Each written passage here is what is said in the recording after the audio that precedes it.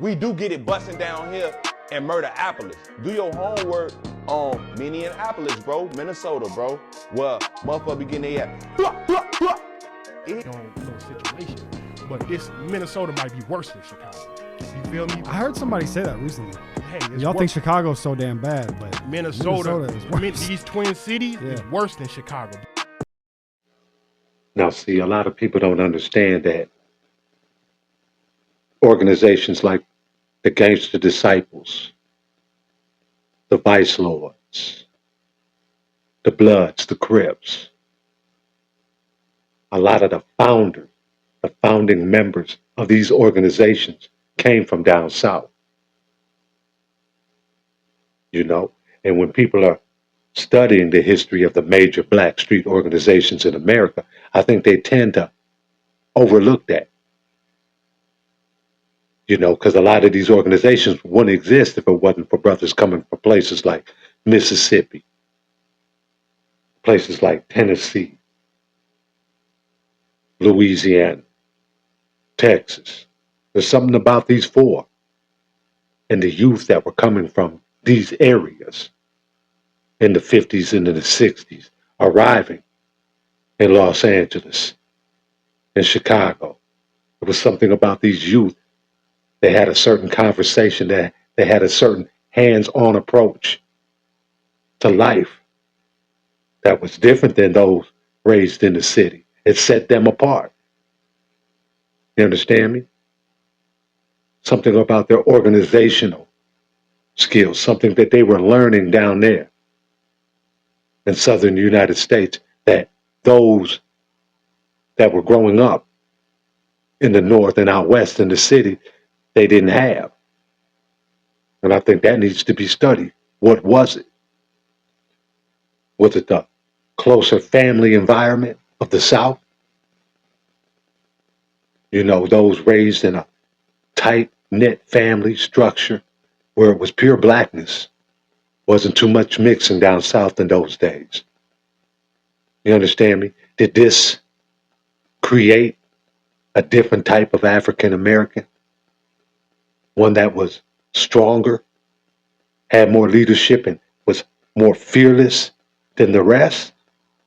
Is this why the youth that were coming from Tennessee, Mississippi, Louisiana, and Texas, when they arrived to these locations, they stood out, they dominated? You know, these I think are good questions that we need to talk about when we're talking about researching the street organizations of America, the black ones, at least. You know, Larry Hoover, Mississippi. Jeff Fort, Mississippi. Tookie Williams.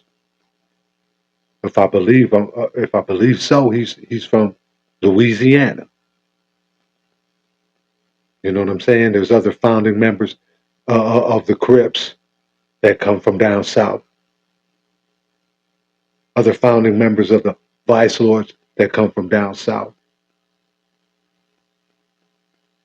Some say it was something in the water. I say down south just breeds a tougher individual when it comes to African Americans dealing with other peoples and their surrounding environments. Those raised down south, I think they have a more fearlessness to them because of their relationship to racist white people, learning how to deal with these racist white people, learning how to overcome these situations, a lot of these situations that aren't totally manifested in the north and on the west and even in the east. A lot of that shit's hidden. You know what I'm saying? It's not direct, it's indirect racism. When you're raised down south and you're raised in the thick of things and everything's on the table, that creates a different type of outlook, a different type of person. You understand what I'm saying? And if you notice, a lot of the world's biggest pimps, those with the conversation, they say conversation rules the nation, come from down south. They have the gift of gab. You understand me? Now, I'm not going to just give all the credit and say they just are the number one, numero uno, when it comes to the African Americans, but we have to give respect when respect is due. Down south has always been the culture. You understand what I'm saying? Down south has always been the culture. You know, you got your swag and your different things in New York, Los Angeles, Chicago, but they all, when you search to the root of all of it, it all derives from those coming from down south. You understand me? And everybody, I think, can agree with me. All black people watching. When we go down south to visit our relatives, it's nothing greater. It's relaxing. You understand me? It feels safer. You understand me? And when we go down there, we see African Americans that own land, own farms, properties, a lot of the things that you wouldn't see in the cities up north and on the West Coast and in the East.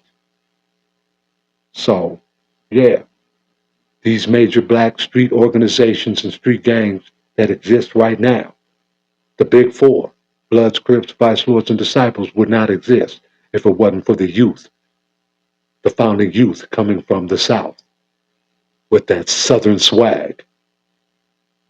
Hit that like and subscribe.